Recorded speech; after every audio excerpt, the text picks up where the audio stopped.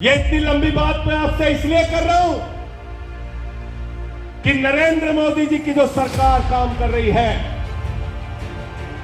वो अपने दोस्त के लिए काम कर रही है, अपने मित्रों के लिए काम कर रही है, अपने पूंजीपति साथियों के लिए काम कर रही है। संसद के अंदर सरकार ने जवाब दिया, लोकसभा राज्यसभा के अंदर इस देश की मोदी जी की सरकार ने जवाब दिया कि हमने अपने दोस्तों का, पूंजीपतियों का 13 लाख करोड़ रुपए माफ किया है। कितना माफ किया है? 13 लाख करोड़ रुपए। 13 लाख करोड़। जीरो लगाते लगाते थक जाओगे। आपका 13,000 बाकी होगा तो कॉलर पकड़ के हवालात में बंद कर दो, लेकिन 13 लाख करोड़ रुपए अपने दोस्तों का मोदी जी ने माफ किया। और नरेंद्र मोदी जी के जितने दोस्त हैं वो आपका बैंकों से पैसा लूटते हैं और लूट के हिंदुस्तान छोड़ के भाग जाते हैं।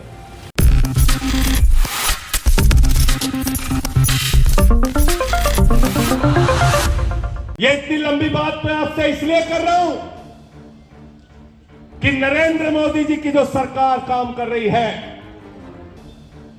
वो अपने दोस्त के लिए काम कर रही है, अपने मित्रों के लिए काम कर रही है, अपने पूंजीपति साथियों के लिए काम कर रही है। संसद के अंदर सरकार ने जवाब दिया, लोकसभा राज्यसभा के अंदर इस देश की मोदी जी की सरकार ने जवाब दिया कि हमने अपने दोस्तों का, पूंजीपतियों का 13 लाख करोड़ रुपए माफ किया है। कितना माफ किया है? 13 लाख करोड़ रुपए। 13 लाख करोड़। जीरो लगाते लगाते थक जाओगे। आपका 13,000 बाकी होगा तो कॉलर पकड़ के हवालात में बंद कर देंगे, लेकिन 13 लाख करोड़ रुपए अपने दोस्तों का मोदी जी ने माफ किया। और नरेंद्र मोदी जी के जितने दोस्त हैं वो आपका बैंकों से पैसा लूटते हैं और लूट के हिंदुस्तान छोड़ के भाग जाते हैं। नाम याद दिलाऊं आपको कि याद है? नीरव मोदी ने कितना लूटा? कितना लूटा? 20,000 करोड़। 20,000 करोड़ रुपए नीरव मोदी और मेहुल चोकसी ने बैंकों से खाली कर दिया और लूट कर चले गए, आराम से लंदन में बैठे हुए। ललित मोदी ने 3,000 करोड़ रुपए बैंकों का खाली कर दिया। विजय माल्या ने 10,000 करोड़ रुपए बैंकों का साफ कर दिया। नितिन संदेशरा ने 6,000 करोड़ रुपए बैंकों का साफ कर दिया। बैंकों में आपका पैसा जमा है, आम आदमी का पैसा जमा है। मैं कहना चाहता हूं नरेंद्र मोदी जी से, ये 13 लाख करोड़ रुपए जो तुम्हारे दोस्तों ने खाए हैं, लूटा है, वो पैसा उनसे वापस लो और हिंदुस्तान की तरक्की के लिए उस पैसे को लगाओ। अस्पताल बनाओ, उससे स्कूल बनाओ, उससे सड़कें बनाओ, उससे गांव की तरक्की करो, तब ये देश आगे जाएगा। किसके लिए काम कर रहे हैं नरेंद्र मोदी जी? कौन है उनका सबसे प्रिय दोस्त? बताओ जरा। सबको नाम मालूम है। जोर से जरा बोलो, कौन है दोस्त? सबको पता है। आकाश में चले जाओ तो हवाई जहाज किसका? जमीन पे आ जाओ तो एयरपोर्ट किसका? समुद्र में चले जाओ तो सीपोर्ट किसका? पाताल में चले जाओ तो कोयला किसका? गैस किसका? सड़क किसकी? रेल किसका? तेल किसका? आकाश से लेके पाताल तक नरेंद्र मोदी जी ने सब कुछ अडानी को दे दिया। मोदी जी इंडिया के प्रधानमंत्री नहीं है, अडानी के प्रधानमंत्री है। अडानी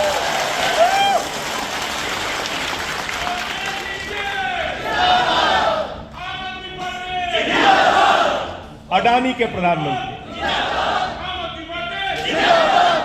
अडानी के लिए काम कर रहे हैं। अडानी के लिए काम कर रहे हैं। आपका पैसा बैंक से भी लूट रहे हैं, आपके साथ भ्रष्टाचार भी कर रहे हैं। अभी बताया हमारे चौधरी साहब ने, बालू में घोटाला, हर एक चीज में सिंडिकेट चल रहा है, हर चीज में भ्रष्टाचार हो रहा है। आसाम के अंदर आपके साथ भ्रष्टाचार भी कर रहे हैं, बैंकों का भी पैसा लूट रहे हैं, और आपको जब चुनाव आता है तो कोई काम की बात नहीं करते। आम आदमी पार्टी वाले आप लोग तो जाते हो, आप कहते हो हम स्कूल बनाएंगे, अस्पताल बनाएंगे, आप कहते हो हम आपकी सड़कें बनाएंगे, आप कहते हो हम आपके लिए मोहल्ला क्लिनिक बनाएंगे, आप कहते हो हम आपको फ्री इलाज कराएंगे, आप कहते हो हम आसाम को आगे लेकर जाएंगे, आप कहते हो हम इस देश की तरक्की करेंगे, और भाजपा वाले आते हैं वो कहते हैं हम नफरत फैलाएंगे, दंगा कराएंगे। गलत तो नहीं कह रहा हूं? गलत तो नहीं कह रहा हूं? आप काम की बात करते हो और वो झगड़े की बात करते हैं। तो बताइए, आपके काम की राजनीति होनी चाहिए या झगड़ा फसाद की राजनीति होनी चाहिए? काम की राजनीति, तभी तो आसाम आगे जाएगा, तभी तो ये देश आगे जाएगा, तभी तो भारत माता की जय होगी। नरेंद्र मोदी जी कहते हैं भारत माता की जय, हम भारत की रेलवे बेचेंगे। कहते नहीं कहते हैं? भाजपा चिल्ला कहते हैं भारत माता की जय, हम कोल इंडिया बेचेंगे। भारत माता की जय, हम steel authority of India limited SAIL बेचेंगे।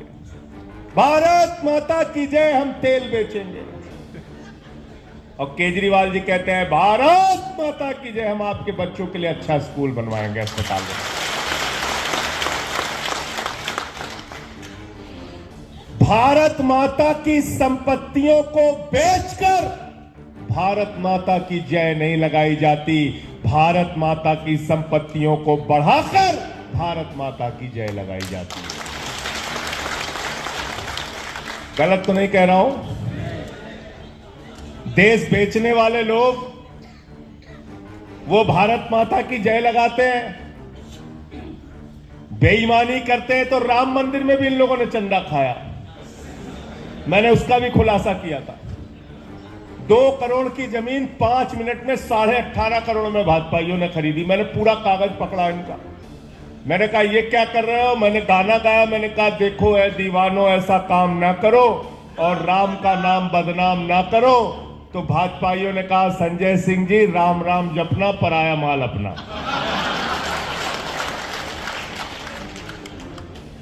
तो ये ना राम के हैं, ना आम के हैं, ना किसी काम के हैं, दुश्मन अनाज के हैं ये। तो मैं इशारा कर रहा था कि आपके साथ कितनी बड़ी लूट हो रही है, और चुनाव आता है तो आपके नकली नारों में फंसा देते हैं। कहते हैं जिस हिंदू का खून न खौला खून नहीं वो पानी है। अब की जब चुनाव में आए तो कह देना हमारा खून सब बहुत खौल रहा है, पहले अडानी जितना लूट के लिया है उसको सब वापस करो। है कह रहा हमारा खून बहुत लूट खौल रहा है, जितना भ्रष्टाचार असम के अंदर चल रहा है वो बंद करो। मुझे बता रहे थे कि मुख्यमंत्री जी के परिवार में ही प्राइवेट स्कूल चलाते हैं, चलाते नहीं चलाते? तो जो मुख्यमंत्री खुद प्राइवेट स्कूल चलाएगा वो सरकारी स्कूल कैसे खोलेगा भाई? खोलेगा क्या? उसको तो अच्छा माल उधर से मिल रहा है, तो क्यों खोलेगा? तो इसलिए आम आदमी पार्टी जब आएगी तब अच्छे स्कूल बनेंगे, अच्छे अस्पताल बनेंगे, मोहल्ला क्लिनिक बनेगा, इलाज होगा, रोजगार। बाकी तो झूठ बोलने में, मैं तो मोदी जी के बारे में कहता हूं अगर कोई अंतर्राष्ट्रीय प्रतियोगिता हो तो नंबर 1 पे नरेंद्र मोदी जी आएंगे भाषण प्रतियोगिता में, झूठ बोलने में। और इतने कॉन्फिडेंस के साथ झूठ बोलते हैं, यह भी सीखना पड़ेगा उनसे। अभी बिहार के लिए बोलने लगे, राजेश जी क्या बोला? कहने लगे दरभंगा में हमने एम्स अस्पताल बनवा दिया। पूरा बिहार के लोग पहुंच गए, बोले भैया कहां है एम्स? बना ही नहीं हुआ। अभी गए भोपाल में मोदी जी ने कहा रानी दुर्गावती के नाम से एक स्टेशन भोपाल में बना है, उस स्टेशन की चर्चा पूरी दुनिया में हो रही है। भोपाल वाले खोजने लगे, स्टेशन बना ही नहीं, स्टेशन ही नहीं बना। ऐसी ऐसी बातें हमारे प्रधानमंत्री जी करते हैं। एक चुनाव रैली में गए, कहने लगे जब सिकंदर बिहार में आया था तो बिहारियों ने मार के भगाया था। पता चला सिकंदर कभी बिहार गया ही नहीं। कभी कहते हैं नाली के गैस से चाय बना लो, कभी कहते हैं कि मैंने आर्मी वालों से कहा, मैंने वायुसेना के लोगों से कहा रडार में नहीं आएगा, मौसम खराब है। बताओ आप, ये देश के प्रधानमंत्री हैं, मजाक उड़ाते हैं देश का। तो प्रधानमंत्री जी इतने कॉन्फिडेंस के साथ झूठ बोलते हैं, ये बड़ी अजीब बात है कि कहते हैं आपसे 2 करोड़ नौकरी हर साल देंगे, आज तक नहीं मिली। कहते हैं काला धन लेके आएंगे, इतना काला धन लाएंगे, हवाई जहाज पे लाद के लाएंगे, बैलगाड़ी पे लाद के लाएंगे, ट्रैक्टर पे लाद के लाएंगे। कहा था नहीं कहा था? कहा था इतना काला धन लाएंगे भाइयों और बहनों कि हर खाते में कितना जमा हो जाएगा? कितना? सबको याद है, कोई भूला नहीं। लालू जी बहुत नाराज हो रहे थे। लालू जी ने कहा हमारे 7 गो बेटा बेटी, हम पति पत्नी, सबसे ज्यादा पैसा हमारा आने वाला था, एक भी पैसा नहीं आया, एक भी पैसा नहीं आया। ऐसा मूर्ख बनाया देश को, ऐसा मूर्ख। किसानों से बोले फसल का दाम 2 गुना करेंगे, फिर बोले 15 अगस्त 2022 तक सबको पक्का मकान दे देंगे। हर वादा झूठा निकला। तो नरेंद्र मोदी जी वादा करते हैं और वादा तोड़ देते हैं। वादा झूठा होता है क्योंकि वादा तो टूट जाता है, लेकिन केजरीवाल गारंटी देते हैं और गारंटी पूरी करके दिखाते हैं।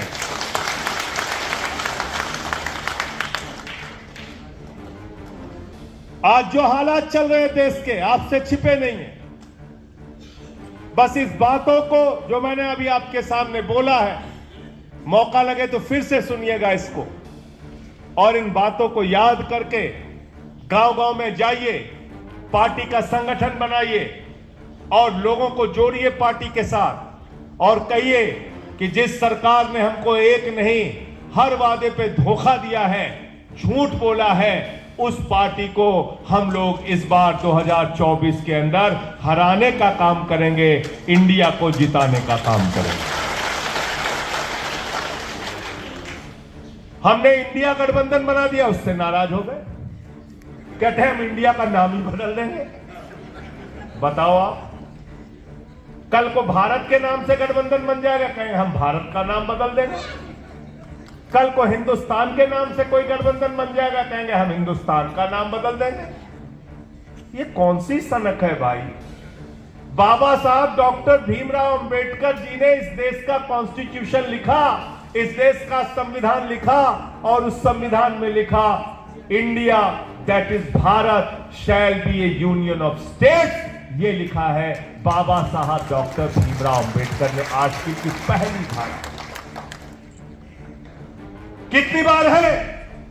900 बार देश के कॉन्स्टिट्यूशन में इंडिया लिखा हुआ है, 900 बार। इसलिए मैं भाजपा के लोगों से कहना चाहता हूं, हमारे इंडिया का, हमारे भारत का, हमारे हिंदुस्तान का नाम बदलने की कोशिश मत करना। ये मुल्क तुम्हारे बाप का नहीं है, एक एक आम आदमी का है, 140 करोड़ लोगों का। आप नाम बदलोगे इस देश का। और इसलिए साथियों और दोस्तों, इनसे लड़ना होगा, इनसे संघर्ष करना होगा, इनकी असलियत लोगों को बतानी होगी कि ये सरकार आपके बच्चों के लिए नहीं चला रहे, ये सरकार आपको रोजगार देने के लिए नहीं चला रहे, ये सरकार आपको किसान के फसल का दाम देने के लिए नहीं चला रहे, ये सरकार महंगाई कम करने के लिए नहीं चला रहे, ये सरकार पूरे देश का संसाधन लूटकर अडानी को नीलाम करने के लिए चला रहे, अडानी को देने के लिए चला रहे। पूरी व्यवस्था, देश के सारे संसाधन एक ही आदमी को देने के लिए सरकार चला रही है। इसलिए आपको अपना संदेश गांव-गांव में पहुंचाना पड़ेगा। आम आदमी पार्टी के संगठन के बारे में जो जानकारी चौधरी जी ने, राजेश भाई ने और अभी प्रदेश कार्यकारिणी की मीटिंग थी, जो जानकारी इन लोगों ने दी, हमारे साथियों ने बहुत तेजी के साथ आसाम के अंदर आम आदमी पार्टी बढ़ रही है, इसके लिए आप सबको बहुत बहुत बधाई। आप सब मेहनत कर रहे हैं, तेजी के साथ आप अपना संगठन बढ़ा रहे हैं, ऐसे ही संगठन का विस्तार करिए। जब हम लोग, आपको यकीन नहीं होगा, आंदोलन जब हमने शुरू किया था तो हम तो उम्मीद कर रहे थे कि 2-3 हजार लोग आ जाए तो बहुत बड़ी बात है। राजेश जी गलत कह रहे हैं। जंतर मंतर पे हम लोग सोच रहे थे 3,000 लोग आ जाए, केजरीवाल जी सोच रहे थे 3,000 भी आ जाएंगे तो बहुत होगा। आज तो देश के किसी भी हिस्से में चाहो तो हजारों हजार लोग आम आदमी पार्टी के साथ जुड़ने के लिए तैयार हैं। आज देश के हालात को नफरत के नाम पे, नफरत की बुनियाद पे इस देश को बांटने का काम किया जा रहा है। मणिपुर पिछले 4-5 महीने से चल रहा है। देश के प्रधानमंत्री को उसकी चिंता नहीं। एक बार भी मणिपुर के हिंसा के ऊपर आवाज प्रधानमंत्री ने नहीं निकाली।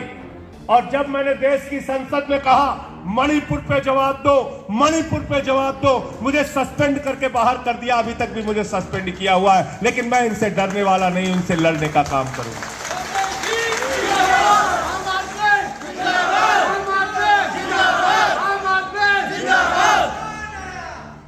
मणिपुर पे सवाल पूछूंगा तो सस्पेंड करके बाहर कर दोगे? मैंने क्या गलत पूछा? मैंने क्या गलत कहा?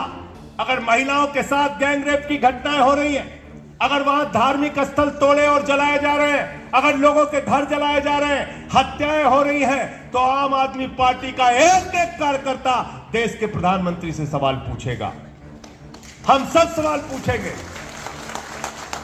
हमको आप सस्पेंड करके हमारी आवाज को दबा नहीं सकते। दिल्ली से लगा हुआ नू का इलाका है, मेवात का इलाका, वहां झगड़े करा दिए, वहां दंगे फसाद करा दिए। अरे हमारे बच्चों के लिए काम करो, स्कूल अस्पताल बनाओ, देश की तरक्की करो, सड़कें बनाओ। बेईमानी करते हो। दिल्ली के अंदर एक सड़क बनाई इन्होंने द्वारका एक्सप्रेसवे के नाम से। आपको मालूम है कितने में वो सड़क बनी? 18 करोड़ रुपए में वो सड़क सैंक्शन हुई थी। 250 करोड़ रुपए प्रति किलोमीटर में सड़क बनाई। बताओ आप, सोने की सड़क बना रहे हैं। 250 करोड़ रुपए प्रति किलोमीटर, पर किलोमीटर में 250 करोड़ की सड़क। इतनी बड़ी बेईमानी कर रहे हैं लोग। तो इसलिए 2024 में एनडीए वालों का बोरिया बिस्तर बांध के इनको वापस भेजना है। भेजना चाहते हो कि नहीं भेजना चाहते हो? भेजना चाहते हो। जिताना किसको है? इंडिया को जिताना है। और एनडीए बोले साहब, इंडिया की बैठक के बाद एनडीए वालों ने बहुत बड़ी मीटिंग कर ली। मैंने कहा कितनी बड़ी कर ली? बोले उनके आपके 26 आए, उनके 38 आए। तो मैंने कहा उनके तो 26 ऐसे थे जिनके एक भी विधायक और सांसद ही नहीं थे। तो हमसे पूछे कौन कौन से दल आए? मैंने कहा एनडीए में जो गठबंधन में जो पार्टी आई, जो दल आए, उनका नाम था हम, तुम, क्यों, कहां, कैसे, लेकिन, वेकिन, मेकिन, कामा, फुल स्टॉप, सबको बुला लिया। और मैंने कहा ये एनडीए नहीं है, तुम्हारी पूरी सरकार तो अडानी के लिए काम करती है, इसलिए मैंने एनडीए का नाम बदल के रख दिया न्यू डीलर ऑफ अडानी। क्या नाम है एनडीए का? जरा बोल दो। New dealer of Adani. ये अडानी के नए डीलर तैयार हुए हैं। इनसे सावधान रहना और अपना एक एक चीज का आपको हिसाब मांगना है, मेहनत करनी है। और मैं एक बात आपसे कहना चाहता हूं, मैं अपने साथियों से भी कह रहा था, जो देश में नफरत फैलाने वाले लोग हैं, उनकी संस्था 1925 में बनी थी आरएसएस। 97 साल हो गए उनको। 75 में तो उन्होंने अपनी पार्टी जनसंघ बंद करके शामिल हो गए थे जनता पार्टी में। 80 में फिर पार्टी बनाई, 84 में उनकी 2 सीट आई थी। तो इसलिए आज बहुत सालों की 97 साल के उनका जो काम करने का तौर तरीका, धंधा जो भी है, उसके बाद अब वो सत्ता में आए। हमने तो 10 साल में केजरीवाल जी के नेतृत्व में आम आदमी पार्टी को राष्ट्रीय पार्टी बना दिया। मैं तो आपके एक ही बात कहना चाहता हूं, मेहनत से, निष्ठा से, धैर्य से काम करते रहोगे। दिल्ली के अंदर आपकी भी एक दिन सरकार होगी और जो नीतियां आप दिल्ली और पंजाब में देख रहे हो, ये पूरे देश में हम लोग लागू कर पाएंगे। एक एक चीज को हम लोग लागू कर पाएंगे। आप सबका, हमारे एक साथी का जिक्र करके मैं अपनी बात को खत्म करूंगा। अभी बातचीत हो रही थी तो यह हुआ कि भाई बहुत आंदोलनों में पकड़ते हैं, गिरफ्तार करते हैं हम लोग। अपने जो साथी स्पोक्स पर्सन है, क्या नाम उनका, सुशांत ने करप्शन का मामला उठाया, 26 दिन उस नौजवान को जेल में रखा, फिर अभी उठा के 4-5 दिन के लिए अभी फिर जेल में रखा। मैं इस मंच के माध्यम से हेमंत बिस्व शर्मा की सरकार को यह कहना चाहता हूं, आम आदमी पार्टी के कार्यकर्ताओं को जेल, लाठी और मुकदमे से डराने की कोशिश मत करना, एकदम कोशिश मत करना। और अगर आपको जानकारी हासिल करनी है तो दिल्ली में मोदी जी से और उत्तर प्रदेश में योगी जी से पूछ लेना। 23 FIR मेरे ऊपर किया था, एक दिन में 9 FIR किया। इससे हम लोग डरते नहीं। आम आदमी पार्टी की फौज है, ये और बढ़ेगी, इसका कारवा और बढ़ेगा। हृदय की गहराइयों से आप सबको आज के इस कार्यक्रम की सफलता के लिए बहुत बहुत बधाई। 2024 में एनडीए की विदाई करनी है, इंडिया को लाना है, इंडिया को जिताना है। जुड़ेगा भारत, जीतेगा इंडिया। चिंता मत करना, जो भी परिणाम आएगा, जो भी फैसला होता है इंडिया गठबंधन का, उस फैसले के साथ हम लोगों को खड़े रहना है। बहुत बहुत शुक्रिया। इंकलाब जिंदाबाद, आम आदमी जिंदाबाद।